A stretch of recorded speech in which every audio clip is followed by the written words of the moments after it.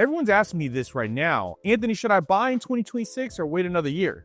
And honestly, that's a fair question. And I remember when Tanya and I were deciding where we should buy during a high rate season. We were nervous and second guessing and watching rates bounce every single week.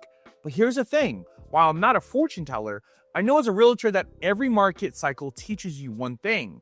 Waiting for the perfect time almost never works. So today we're breaking it all down, the real numbers and what's happening with rent, what experts say about mortgage rates, and what that means if you're planning to buy or move into San Antonio in 2026. I'm Anthony Sharp, and this is Sharp Moves. And hey, real quick, if you're new to this channel, please kindly hit that subscribe button so you don't miss the next San Antonio real estate update. Thank you. Topic number 1, mortgage rates. Where we stand and where we're going. So let's start with the biggest thing on everyone's mind, interest rates. As of late October 2025, the average 30-year fixed mortgage rate sits around 6.19. According to Freddie Mac via Realtor.com, that's already down from the highs that we saw last year. Remember when it was touching 7.5%?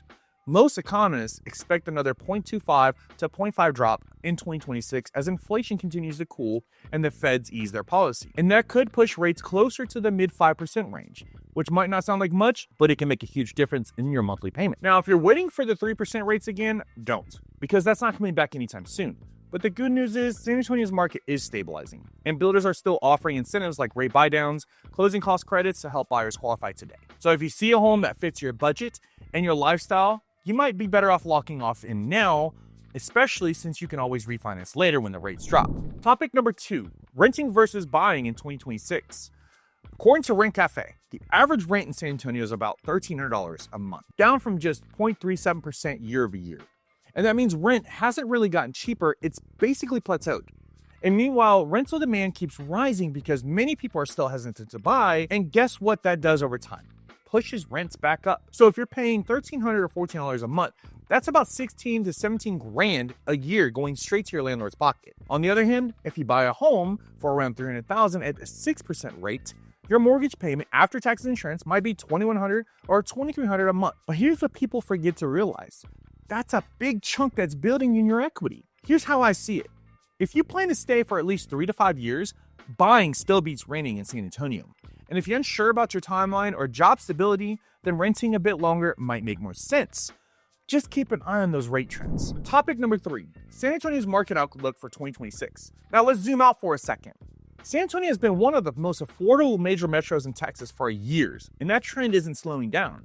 Big employers like Toyota, Microsoft, Amazon, and USA are still expanding operations here, with many more big employers slated to come in, which means steady job growth and consistent stream of buyers moving in from other states. According to Redfin, the local MS data, home prices in San Antonio are up about 4% year over year. And that's a healthy, sustainable growth. Not the crazy spikes we saw in 2021 and 2022. Builders are also keeping inventory steady, so buyers finally have a choice without bidding wars every single weekend. So is it a buyer's market? Not exactly, but it's finally a balanced market. And that's something we haven't seen in a long time. What you should do. And here's how I break it down for my clients. If you're financially ready, meaning you've got more savings and your credit's decent and you plan to stay in San Antonio for a few years, then 2026 is a great time to buy. Rates are expected to ease and inventory is healthy. You're not quite ready yet, then use this time wisely. Pay down your debts, build your credit, and get pre-approved early so you can jump in when that right house shows up. The worst thing you can do is wait until spring when everyone else starts shopping. Competition always picks up after February. But hey, real quick, if you're getting some value of this video, share the love and kindly hit that subscribe button. Also, drop a comment below. And if you're planning to move to San Antonio in 2026, or is there a specific neighborhood you want me to cover next? I'd love to be of service to you. So let's recap real quick. Mortgage rates are easing and expected to settle in lower in 2026. Rents are flat, but still high. So waiting might cost you more in the long run. San Antonio's job growth and housing demand remains strong and making it a stable place to buy and build equity. If you don't want to miss the next news about San Antonio real estate, hit that subscribe button right now or join our community of buyers, sellers, and locals who love the city as much as I do. And this is Sharp Moves, and I'll talk to you in the next one.